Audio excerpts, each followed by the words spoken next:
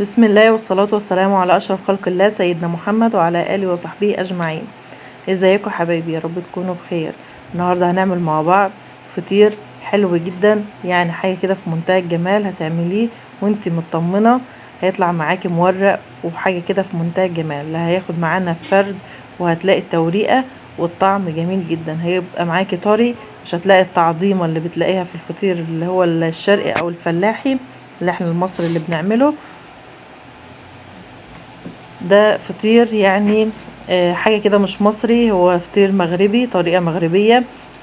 سلام طبعا لكل اخواتنا المغاربة، وتحية ليهم جامدة. يعني ان احنا بنتشرف طبعا بالوصفات الجميلة بتاعتهم. معايا دول 3 كوبايات دقيق ابيض متعدد الاستخدامات، ومعايا كوباية من الدقيق البسبوسة او الدقيق اللي هو السيمولينا اللي بنعمل بيه البسبوسة دي، من هو بتاع بنجيبه من عند العطار، ما نجيبش من اللي هو الاكياس. تمام كده. ونص معلقة صغيرة من الملح، ونقلب كده المواد الدافية جافة مع بعضها، وننزل بقى كده بكوباية من المية، يعني بالتدريج كده، علشان الدقيق طبعا بيختلف عن بعضه. هنشوف هنحتاج مية قد ايه على ال3 كوبايات دقيق الابيض وكوباية الدقيق البسبوسة او الدقيق السيمولينا. هنحط المية بالتدريج كده زي ما انتوا شايفين. دي كوباية المية، فبحط منها شوية بشوية. وجبت كمان نص كوباية، فبرضك هشوف ان لو انا هحتاج نص كوباية تاني ولا هيفيد معانا شوية قد ايه. هنقلب كده. انا عايزة العجينة بتاعتي او الفطير بتاعي ما يبقاش طري جدا او يكون ناشف معاكي. المية تحطيها بالتدريج لحد ما تلاقي العجينة بتاعتك ما بتلزقش. زي ما انتوا شايفين كده، انا غسلت ايدي ورجعت تاني اشتغل فيها، علشان طبعا العجينة بتاعتي تبقى سهلة معايا، او اعجن فيها كويس وانا مطمنة كده. شايفين انا جبت شوية المية اللي كانوا فايضين معايا من كوباية ونص في طبق صغير كده، لحد ما اعجن بيها. قلبت في العجينة كويس وافرد فيها والت فيها كويس لحد ما تعجن معايا كويس، يعني حوالي 3-4 دقايق كده، 10 دقايق كده بالكتير، لحد ما تلاقي العجينة معاكي سلسة وناعمة وبتمط معاكي ما بتقطعش، وتبقى كده العرق بتاعها بقى شديد وكويس. طريقته سهلة جدا، حاجة كده مختلفة. يعني الفطير بتاعنا بنحتاج له دقيق من اللي هو الابيض العادي، ما بنحطش عليه الدقيق البسبوسة. ده حاجة يعني تكون مختلفة عن التقليد اللي احنا بنعمله. انا عملت معاكم الفطير اللي هو الفلاحي اللي احنا عملناه كذا مرة مع بعض. لو انتوا عايزين ترجعوا للوصفات التانية هكتب لكم، هحط لكم التعليق بتاعه او آه، اللينك بتاع الفيديو، وتشوفوه لو انتوا حابين ترجعوا للفيديو ده.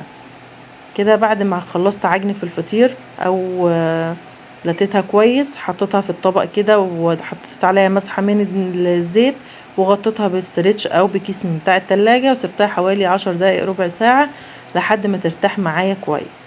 شايفين العجينة بتاعتي بعد ما ارتاحت بفردها بايدي بمنتهى البساطة والسهولة، يعني مش هتاخد معايا وقت خالص، او هتبقى مش محتاجة ان هي تتفرد بنشابة ولا اي حاجة.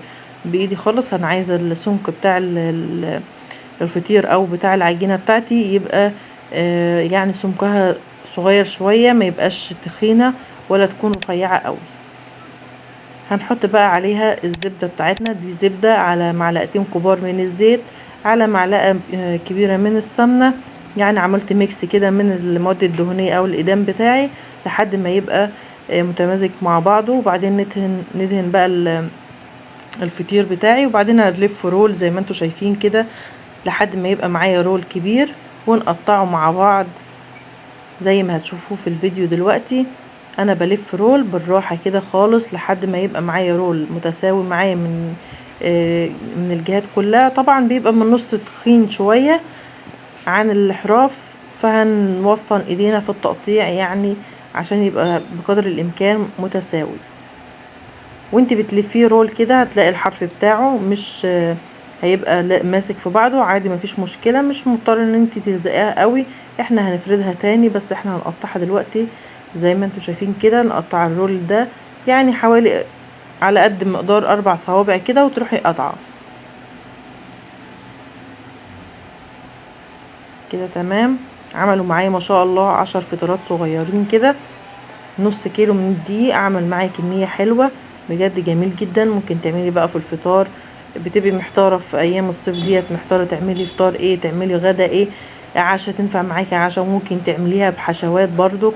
يعني حاجة كده في منتهى الجمال، هتعجبك وهتبقى حلوة وخفيفة برضو وسهلة جدا. يعني اللي ما عملش فطير او خايف ان هو يعمله، ده جميل جدا وسهل جدا، وهيديكي نتيجة حلوة اوي زي الفطير الشرقي بالظبط او الفطير المصري.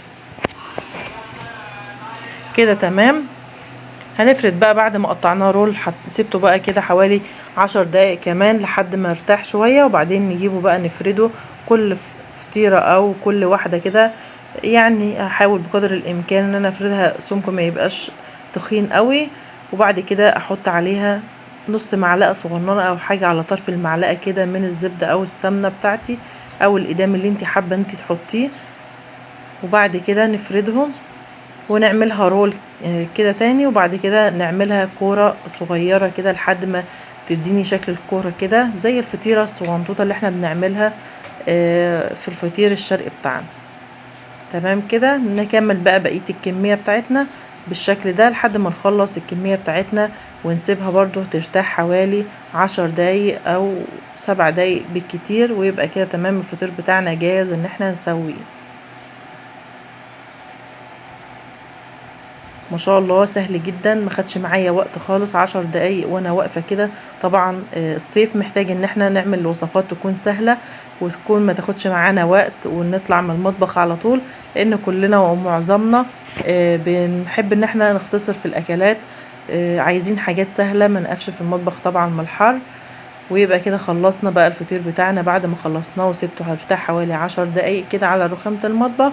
وبعد كده نجيب بقى الطاسة بتاعتنا اللي هنسوي فيها، اديتها مسحة من الزيت، معلقة صغيرة او نص معلقة صغيرة كده من الزيت، وجبت الفطيرة بتاعتي هحاول ان انا افردها كده في الطاسة.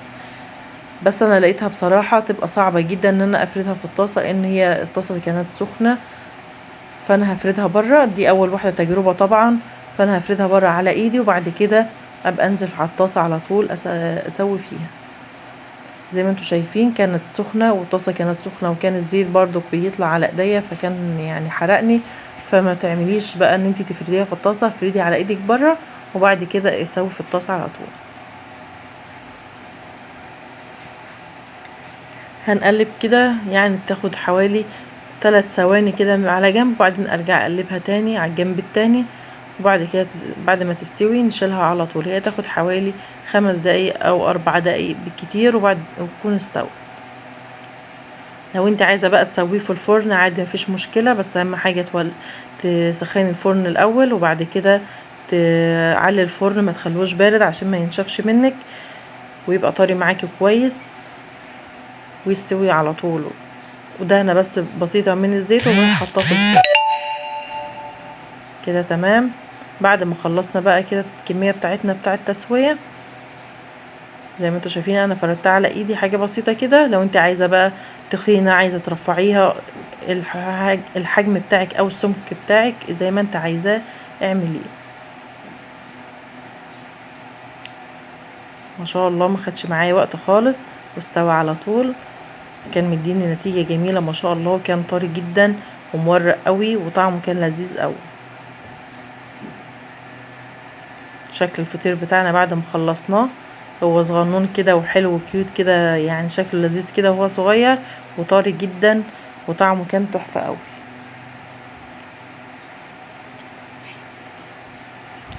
شايفين الفطير ما شاء الله جميل جدا، طرية قوي مورقة وحلوة لذيذة. يا رب الفيديو بتاعي يكون سهل ولذيذ كده وخفيف على قلوبكم، ويا رب تجربوه وتكونوا استفدتم لو بمعلومة صغيرة. واشوفكم بقى في الفيديوهات اللي جاية، وما تنسوش اللايك والشير والاشتراك عشان طبعا ده بيدعمني جدا وبيخليني اتشجع واعمل فيديوهات حلوة تعجبكم وتستفادوا منها لو بمعلومة صغيرة. شايفين شكل الفطير حاجة كده جميل جدا، يعني حاجة كده تنفع معاكي في الفطار في العشاء بعسل بقى وبالجبنة القديمة. جهزوهم بقى واعملوا الفطير ده هيعجبكم جدا وهيبقى طعمه زي العسل. اشوفكم بقى في الفيديوهات اللي